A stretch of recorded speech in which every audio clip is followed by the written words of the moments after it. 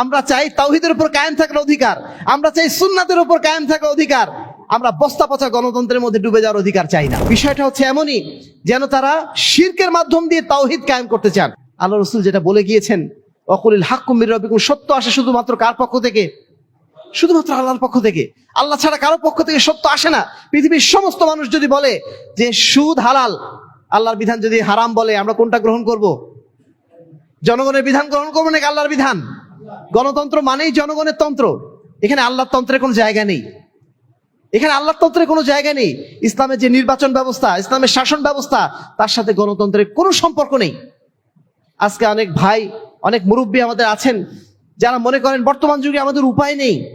এই উপায় নেই বলে আজকে আমরা গণতন্ত্রের মাধ্যম দিয়ে আপনাদের কাছে ভোট চাচ্ছি। আপনাদের ভোট নিয়েই আমরা সরকারে যে সরকার গঠন করে আমরা ইসলাম দেশে কায়েম করব, এই পন্থা যারা অবলম্বন করেছেন তাদের বিষয়টা হচ্ছে এমনই যেন তারা শিরকের মাধ্যম দিয়ে তাওহীদ কায়েম করতে চান।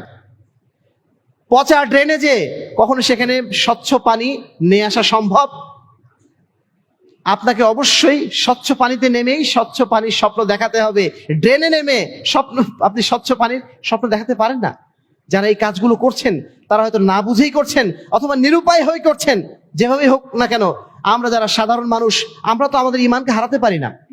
আমরা আমাদের ঈমানকে অবশ্যই যেন ধরে রাখতে পারি, সেই চেষ্টায় আমাদের সর্বোচ্চ চেষ্টা হতে হবে। আল্লাহ রাসূল সাল্লাল্লাহু আলাইহি ওয়াসাল্লাম যে আদর্শ দিয়ে গেছেন, সেই আদর্শের উপর টিকে থাকার সংগ্রামটাই আমাদের জন্য সবচেয়ে বড় সংগ্রাম হবে।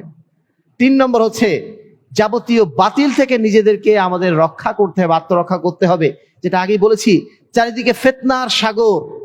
এই ফিতনার সাগরে নিজেকে বাঁচানো এটা অত্যন্ত কঠিন কাজ।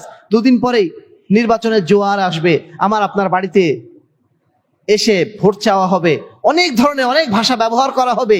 এই যে সিস্টেমগুলোর সাথে আমরা আমাদের অজান্তেই হয়তো জড়িয়ে যাব, না চাইলেও জড়িয়ে যাব। আমাদের তরুণ ভাইদের অনেকের স্বপ্ন দেখানো হয়েছে যে তোমরা তরুণ, তোমরা বিগত 16 বছরে ভোট দিতে পারো নাই, এবার তোমাদের সময় এসেছে তোমাদের কি গণতান্ত্রিক অধিকার বাস্তবায়ন করার। এইরকম যে স্বপ্নগুলো দেখানো হয়েছে, এই যে গণতান্ত্রিক অধিকার, এটা কি আসলে আমাদের অধিকার? এই যে গণতান্ত্রিক অধিকারের কথা বলা হচ্ছে, এটা আমাদের অধিকার না, বরং এটা আমাদেরকে নোংরা রাজনীতির নর্দমায় ফেলার একটা অধিকার বলতে পারেন আপনারা। আমরা নিঃসন্দেহে এই অধিকার চাই না। আমরা চাই তাওহীদের উপর কায়েম থাকার অধিকার, আমরা চাই সুন্নাতের উপর কায়েম থাকার অধিকার।